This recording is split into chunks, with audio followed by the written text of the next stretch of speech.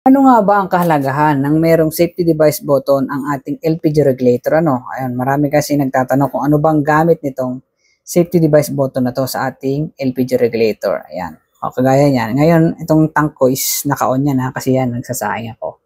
Okay? Yan. Pag ang gamit nito, safety device button, kung meron kayo nito sa LPG regulator nyo is safe ito kasi nagde-detect siya ng leak. Halimbawa, may crack itong hose, di ba? Crack dyan, o doon, kung inat-ngat mananagayan, or kung ano, or halimbawa, naglulus dito yung mga connection niya. Siyempre, pagka ganun, may singaw yun. Kung walang safety device yung regulator nyo, ano, sisingaw siya pagka naka-on yung tank. So, hindi yun safe, no? Versus, pagka merong safety device button nga yung regulator nyo, magka-crack man dyan or maluwag man yung connection, hindi maglalabas ng gas or hindi sisingaw yung gas. Basta naka-activate yung safety device button nyo. Yun ang gamit nitong safety device, no?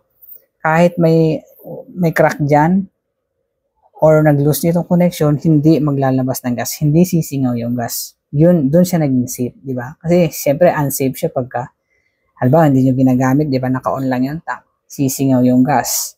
Siyempre, delikado yun, di ba? E pagka meron nga nitong safety device, ang gamit nito, ang ginagawa niya is, nagde-detect siya ng leak. So, pag may leak dyan, wala siyang ilalabas na gas, walang sisingaw na gas. Kaya, doon siya naging safe. Okay?